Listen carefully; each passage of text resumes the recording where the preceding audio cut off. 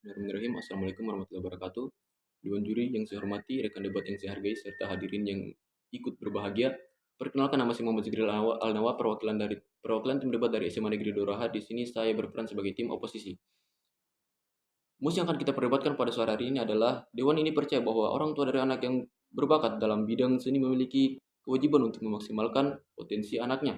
Perlu kita ketahui sebelum kita lanjut, kita harus membahas tentang latar belakang atau mengapa MOS ini diangkat. MOS ini diangkat dikarenakan banyak anak yang hanya bisa menguasai satu bidang dan tidak bisa menguasai bidang yang lain.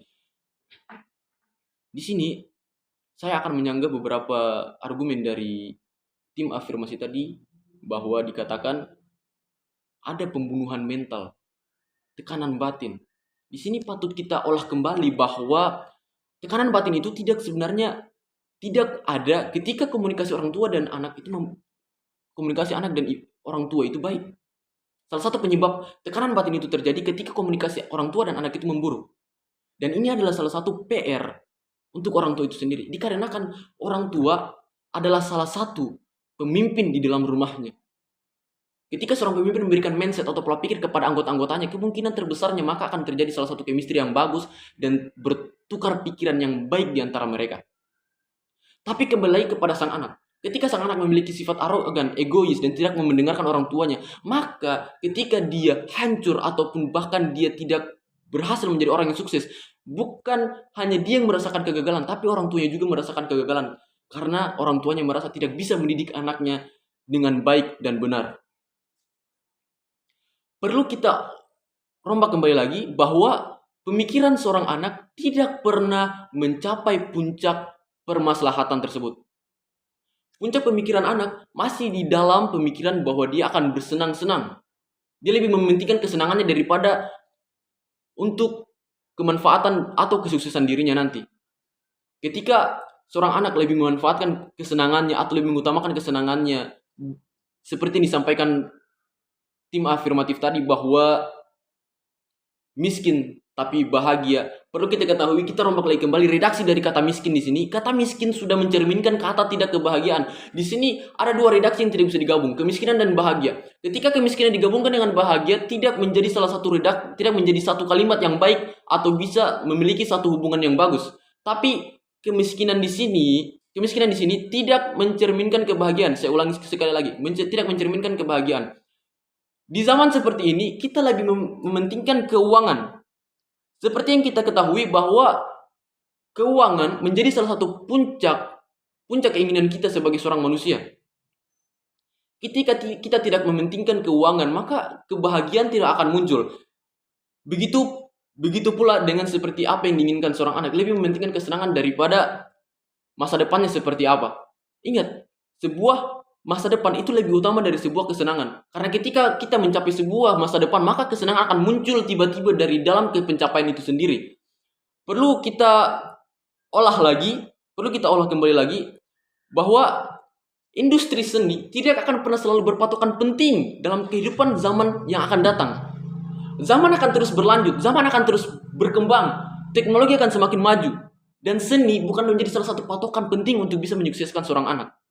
Di sini kita lebih mementingkan yang namanya itu sains.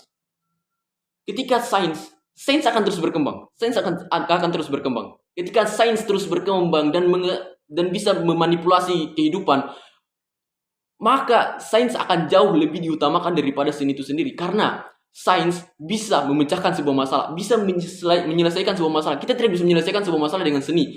Ketika sains sudah kita terapkan dalam kehidupan sehari-hari, maka dari sains itu sendiri bisa menyelesaikan masalah kita sendiri dengan pikiran kita sendiri.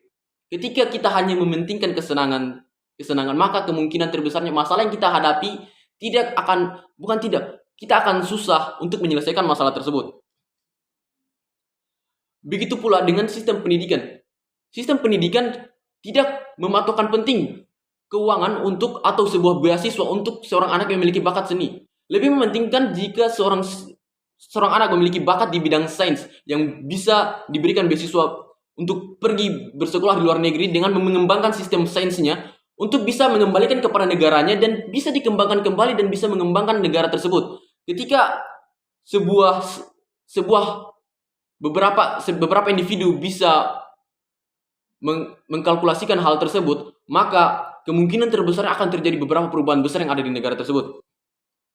Dan perlu kita ketahui pula, masyarakat tidak lebih membutuhkan yang namanya itu seni. Karena kita lebih membutuhkan hal yang bermanfaat daripada hal yang tidak bermanfaat. Di sini sains jauh sangat lebih bermanfaat. Dimana kita ketahui bahwa teknologi-teknologi yang terjadi saat ini, teknologi yang bisa kita pegang saat ini, yang bisa kita lihat saat ini, itu terjadi karena sains, bukan karena alat musik. Begitu pula dengan yang namanya di dalam sistem kesehatan. Ketika di dalam sistem kesehatan, kita tidak lebih mementingkan yang namanya itu seni. Ketika sudah masuk di dalam kategori kesehatan, maka sains akan jauh lebih berpengaruh di dalamnya. Ketika seni menjadikan salah satu patokan penting, maka kesehatan akan menjauh.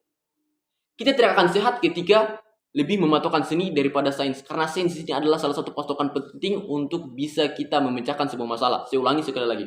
Jadi di sini sains menjadi salah satu ulasan atau konfigurasi yang paling pas untuk bisa digunakan untuk anak-anak. Untuk anak kita ke depannya seperti apa, menentukan masa depannya seperti apa. Bukan hanya untuk dia yang bermanfaat, tapi dia bisa juga bermanfaat untuk orang lain. Ketika dia sudah bermanfaat untuk orang lain, maka dia akan jauh lebih untung. Bukan hanya dirinya, tapi orang lain. Ketika orang lain sudah merasakan manfaat dari dirinya, dan ketika orang lain sudah merasa nyaman dengan dirinya, maka kesuksesan sesungguhnya bisa dia dapatkan. Di sini sekali lagi saya mengatakan bahwa seni tidak menjamin kesehatan dan kemajuan suatu negara ketika sains diterapkan sebagai salah satu puncak pekerjaan yang paling utama. Sekian dari saya. Wassalamualaikum warahmatullahi wabarakatuh.